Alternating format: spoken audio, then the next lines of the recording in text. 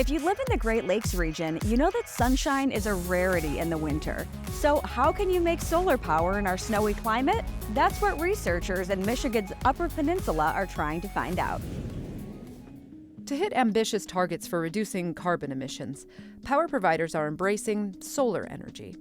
But in the Great Lakes region, we have winter. Shorter days, gray skies. Can you even make solar power under these conditions?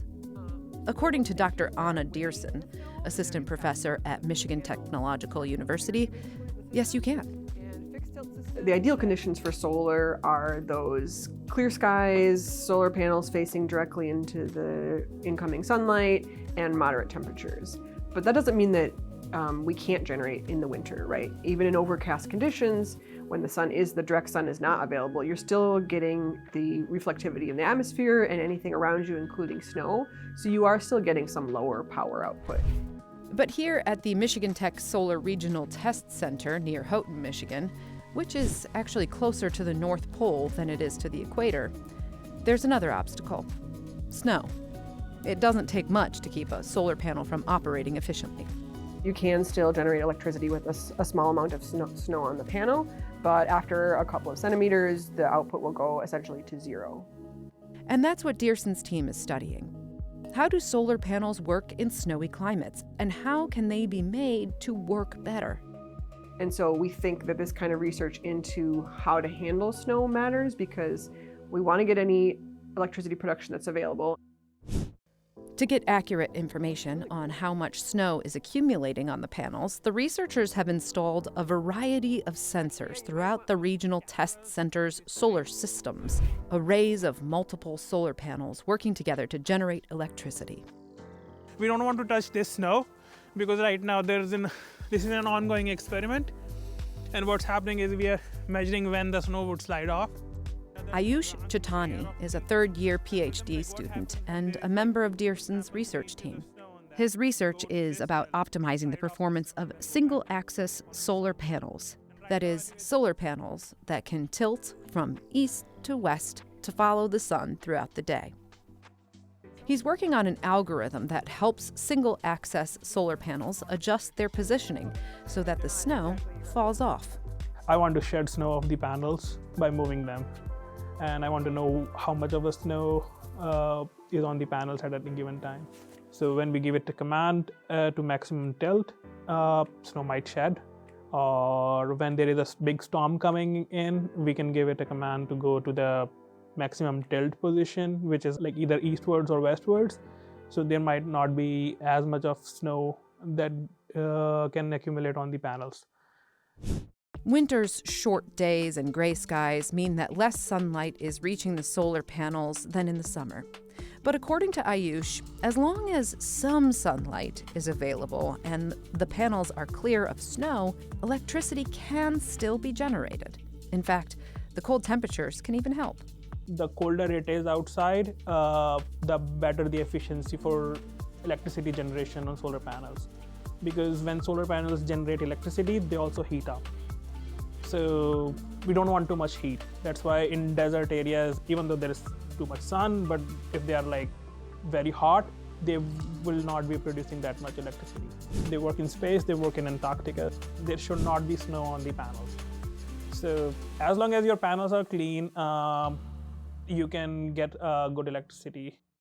This regional test center is one of 5 sites in the U.S. that are exploring how a variety of solar panel types operate in different climates. It's here that Dearson's team works with industry partners and Sandia National Labs to study questions about how solar panels operate in the winter.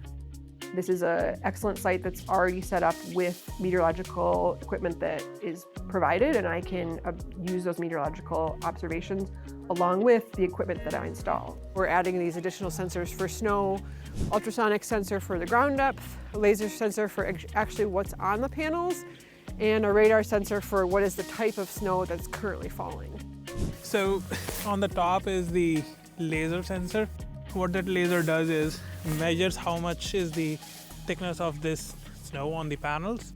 There's a camera that looks at the snow always, Having access to various types of solar technology has allowed Anna and Ayush to test how snow interacts with different types of solar panels. In some cases, snow isn't necessarily a bad thing. So right now, as you can see, the snow is covering the panels. So these panels are not generating any energy when they are covered with snow. But the thing is, these panels are bifacial panels. So as you can see, the backside is completely clean and they can generate electricity from backside also. And as you can see, snow is very white, so it's highly reflective. So for generating energy from backside of the panel, snow is good. Generating energy from the front side, snow is bad. So it's kind of like a balance.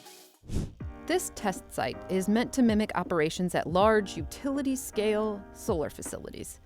Facilities like those run by Consumers Energy, one of the largest power utilities in Michigan, where Thomas Clark is the executive director of Clean Energy Project Development.